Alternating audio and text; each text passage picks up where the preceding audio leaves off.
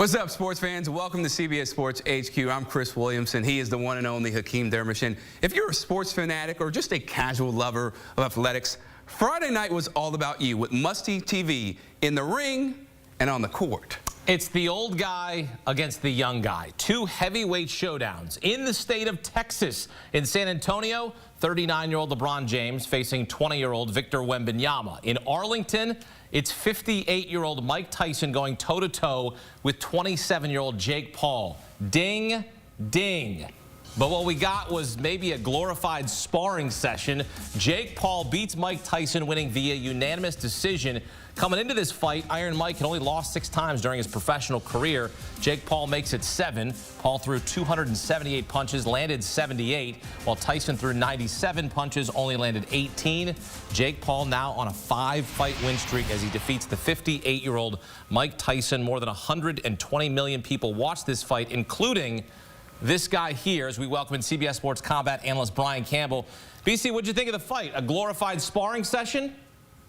What a waste of time out there. And believe me, Hakeem, I was not one of these people that wanted to necessarily see 58-year-old Mike Tyson get carried out of the ring on a stretcher or knocked out cold in his first professional fight since 2005. But considering Tyson was the one who pushed for this to be an official sanctioned bout and not an exhibition like the one he had with Roy Jones Jr. in 2020, you have to understand our expectations were raised, not just for entertainment, but for some idea of the sanctity of the sport of boxing being held together in this event between a YouTuber and a middle-aged great Hall of Fame former champion. What we got in the end was Tyson dangerous and explosive for about 30 seconds in this fight. And believe me, I'm not necessarily going to blame him considering his age. But Jake Paul, without question, allowed Mike Tyson to linger in this fight and ultimately go the distance in an 8-round bout, which was forgettable. The crowd inside AT&T Stadium booed down the stretch. Tyson was wobbled and hurt in round 3, but Jake Paul was more willing to jab from the outside and take Tyson to the distance, bowing in front of Tyson in the closing seconds and hugging after the bell. It allowed those two to rekindle their friendship and love affair after the slap heard around the world at Thursday's weigh-in. But was I entertained? No. Is this great for the sport of boxing? No. Is this great for the future of Jake Paul's career? No, probably not either.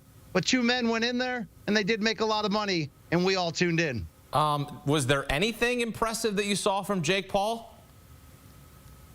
His ability to sell fights, his ability to take this matchup and maybe take the blueprint of what Floyd Mayweather and Conor McGregor did back in 2017 and do what Jake Paul does best: sell, market, get you to care about what he's into. Look, Jake Paul's a very good fighter in the crossover celebrity bubble, but the whole idea of him saying that he one day will fight for a real world title, that he will call out Canelo Alvarez as he does repeatedly, but didn't want to, by the way, after this fight. This performance, this fight, it really just looks like a sham. It's not great for the sport, as I mentioned, and I don't think it's going to get a lot of people really wanting to see Jake Paul continue on and climb a ladder of contention or call out another retired MMA star. It is what it is, Hakeem, and it's not like I necessarily wanted the other reality of Mike Tyson getting floored and knocked out. But what we got was a turn the page, waste of time. I think my stream is still buffering. Yeah, there were some issues. But 120 million people watched. So, like you said, Jake Paul got people to tune in. He got people to stream. He got people to care about it. Mike Tyson at 58 years old. I mean, I thought for 58 years old, BC, he looked pretty good. I mean, he wasn't very active, and he was biting on his gloves a lot, and he was wobbling in there. But, I mean, for 58, looked pretty good. He's not the Iron Mike that we grew to know and love and see him knock out guys, but he looked pretty good to me. Yeah, look, if there's a moral victory here, it's what Mike Tyson pulled off. Getting the attention of not just the boxing world, but the crossover, casual, mainstream pop culture world, right? My 69-year-old mother was texting me all week about this fight. You liked the fanfare, the build that Tyson brought, and Jake Paul certainly helped. And for Tyson, yes, he did go 8 rounds, 2-minute rounds with the modified rules and the 14-ounce gloves. And unfortunately, as you mentioned earlier, he only landed 18 punches in 8 rounds. it was nice to see Mike take it this seriously, get back in this level of shape, get back in the media cycle like he did, and really allow us to celebrate him. Because remember, most of Mike Tyson's career, despite him going into the International Boxing Hall of Fame in 2011, was a disappointment. He went to jail at the peak of his prime. The last 7 or 8 years of his career was a pay-per-view sham where we tuned in to watch him melt down in the ring and not finish fights. For Mike to get this, scratch it off of his list, repair, right, what he left behind, it was a big moment for him. You heard that in the post-fight interview where he said this was never going to be about impressing others or even the money. It was going to be about him doing something for himself. From that standpoint, and how much do we love Mike Tyson, right? It was a good to see. But for a real fight, a professional fight, and the largest age gap, by the way, in a matchup in pro boxing history, I said the word forgettable. I meant it, Hakeem. Well, Mike Tyson, we know, doesn't care too much about legacy. He made that pretty clear the other day, that he doesn't care about the word legacy, that he's just going to go off and turn into dust, which is, look, that's his opinion. He can certainly have that. It was an interesting take, and I thought the young reporter handled herself well, getting that kind of reaction from Mike Tyson. It was pretty intense. Mike Tyson said post-fight that Jake Paul is a very good fighter. Do you agree or disagree with that assessment? We got to put it under the guise of the crossover celebrity boxing bubble, which, to be fair, both Jake Paul and Mike Tyson kind of helped start during the pandemic, this new trend of taking athletes from other sports, retired fighters, and doing this. In that realm, look, Jake Paul's 27 years old. He's 6'1". He's got a big right hand. He takes training seriously. But anyone, including Jake, who keeps talking about him getting in line for a future shot at a cruiserweight title or getting or going legitimate, he's just not there yet. There's too many holes in his game. And if you look up and down his resume, you see him largely fighting retired MMA stars, 40 or over, and more often than not fighting guys 2 divisions smaller than him. If Jake Paul wants to get out of this lane of making these type of, grudge match fights against other celebrities, he's going to have to get serious and take on real fighters. No one really ever believed him when he said he would. But I'm not necessarily here to rag on Jake Paul. He's brought a new young audience into the sport. He provided an incredible platform for 2 of the greatest women's boxers in history, in Amanda Serrano and Katie Taylor, who had chapter 2 of their incredible rivalry tonight, and they both were paid handsomely in the millions to do so. So there is some good that Jake Paul brings to the sport, but he is who he is. And I don't think this performance or this fight necessarily helps him in that lane moving forward. We're going to get to that co-main event in a moment here. I want to follow up, though, on Jake Paul. Because, look, here's a guy who started fighting in 2018 in this celebrity boxing showcase, if you will. But he's dedicated himself to the sport. He's made the sport at times relevant, right? We'll talk about this is what boxing needs. We need high-level fighting. We need elite fighting. And we've seen that over the last couple years. But I feel as if Jake Paul, and look, I was a hater of Jake Paul when he first got. I was like, this is nonsense. This is absolute trash.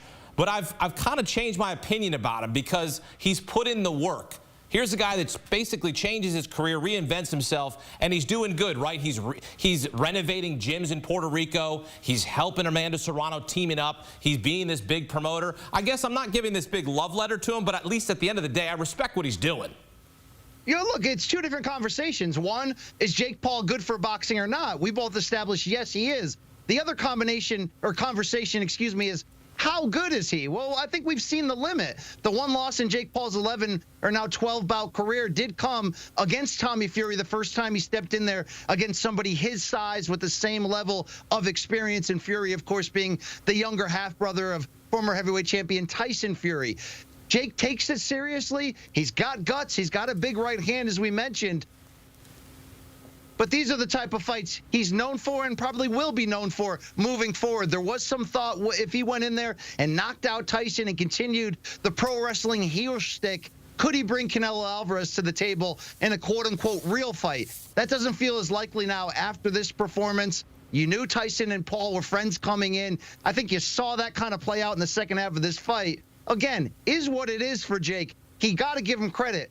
for being an ambassador for the sport, for being a chief marketer, and for getting us to care time after time, leading sports shows with his fights. When, again, they're often against people that are well past their prime. That's a skill. No one else in history has had the same unique path as Jake. But there are limitations. There is a ceiling on that. And I think it's going to be up to him moving forward at age 27. Is he going to go all in on that dream he talks about of winning a world title? Or will it be more about the strategic matchmaking of which influencer, which MMA fighter, which NBA player can I get back in the ring with? Yeah, you said it perfectly there. De'Aaron Fox scored 60 points on this night. We're not leading the show with that. We're leading the show with Jake Paul against Mike Tyson. So, yes, he's changed the narrative. And as we mentioned, he's helped Amanda Serrano. She says teaming up with him has changed her life. Unfortunately, what happened on this night didn't change her life because we had controversy. I would say she got robbed. A lot of people say she got robbed. As Katie Taylor retains the women's lightweight championship, unanimous decision. I think I saw you on social media. I would say you think she got robbed as well.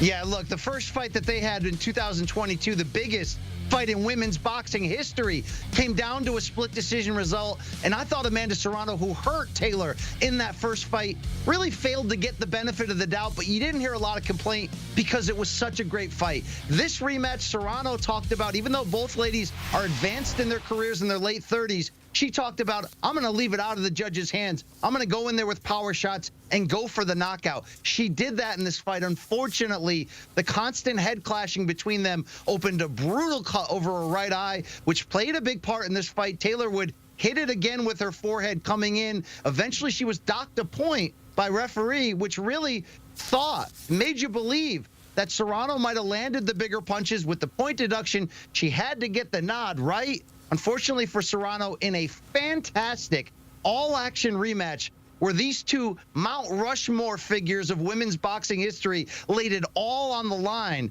to see Serrano go 0 for 2 against Katie Taylor, the great Katie Taylor, by the way, in a fight where Serrano landed more than 100 punches than Taylor did and landed, get this, 58% of her power shots with the point deduction for Taylor.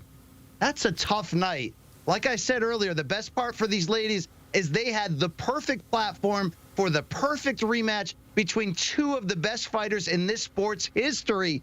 And you had Taylor making $6.1 million purse coming in, a record for women. There's a rumor that Serrano, with the money she gets paid as a promoter next to Jake Paul, could be as high as $10 million. They both deserved that on this night. But if anybody was deserving of getting their hand raised, that was Serrano. I want to say one more thing. In both fights, Serrano wanted 12 rounds, 3 minutes each, but it was Taylor who stuck to the old rules of 2-minute rounds and just 10 rounds overall. And I think in both fights, both of those situations saved Taylor from being stopped in rounds where she was beat up, where I feel if it went the 3-round distance, maybe Serrano would have had the difference in getting the stoppage or at least knockdowns that would have put the scores in her favor. Well, we both can agree here. She got robbed, but at the end of the day, she got paid. And so do you. Indeed. Thank you for coming on CBS Sports HQ BC. Appreciate you. Love you. What a night that was. That was something, huh? Yeah, that was something. Jake Paul, now on a 5-fight win streak. We're not sure who he's going to fight next. I mean, he's joking about fighting Warren Buffett and all that kind of stuff. I don't know.